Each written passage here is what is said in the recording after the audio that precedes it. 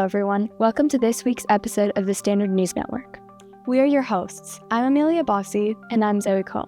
Students leave for Alternatives and Music Tour Tuesday, March 11. Trip leaders have been planning for the event. So my alternative is called Marsh Madness, and I'm going to Wales. For my alternative, we're just walking around and being in nature. I'm excited for that. In all honesty, it wasn't one of my top choices, but I guess there's a ton of other people and a lot of applicants, so I just got put in it. I have a few good friends on the trip, so I'm excited to hang out with them. And I've heard it's really pretty there, so I'm excited to enjoy that. So the mission of Alternatives is, well, first of all, it's for students to explore something that they're really interested in for a few days.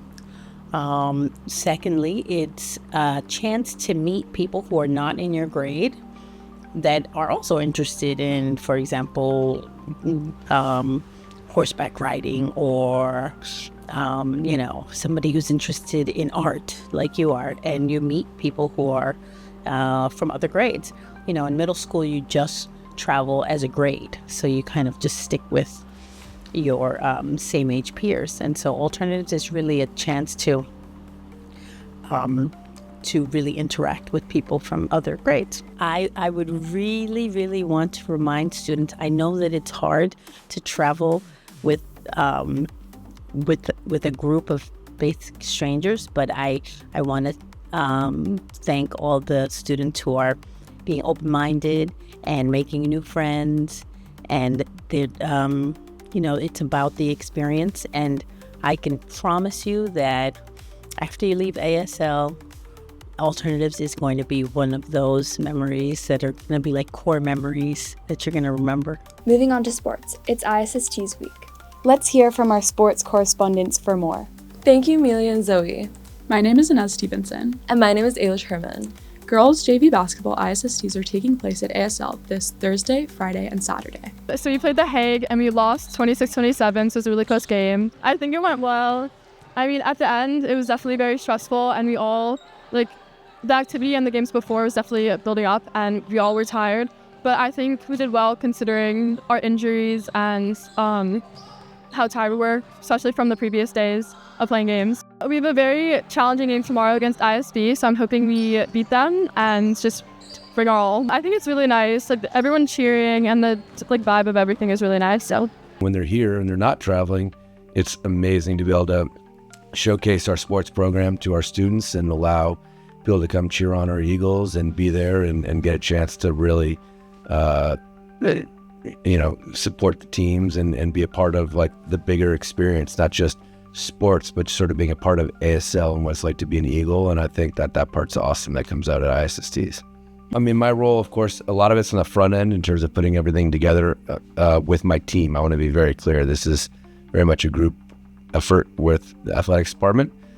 But, I'm there as I see it in a number of different capacities. One, as a representative of ASL and making sure that student athletes who are visiting us are comfortable and happy and well looked after. And then I am the host of the tournament. So I, liaise with all the coaches. We had our coaches meeting on Zoom a couple nights ago.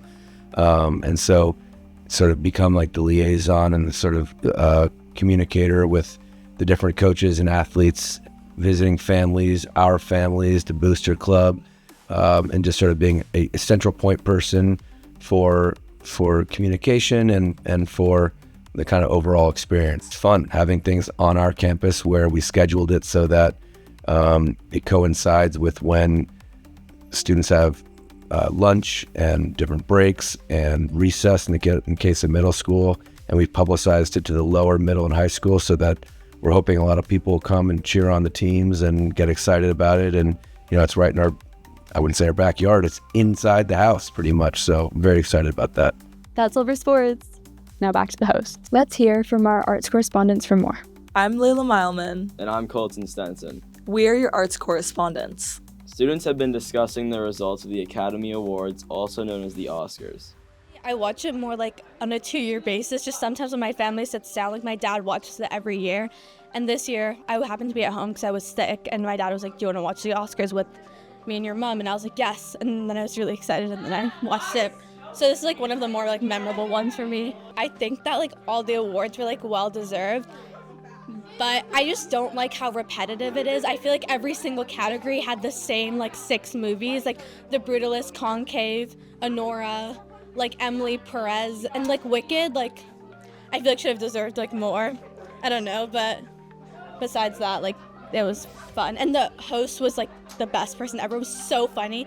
I laughed, my dad laughed, my mom laughed, like we were like all the different ages. Like it was like a great experience. I think it's great to like commemorate movies, especially since we have the Grammys for like music awards, and it's a great way to like bring a group of people together, like a whole like family situation, like together, like my whole family. It's something you can like all bond over, and there's so many different people and like all different opinions. I think it's great to like celebrate. That's all for arts this week. Now, back to the hosts. Thank you, arts correspondents. That's all for S&N this week. I'm Amelia Bassi, and I'm Zoe Kaul, reporting.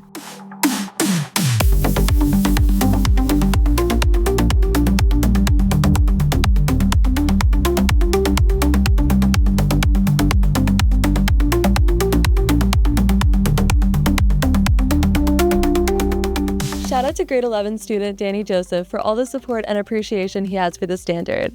Thank you for being you.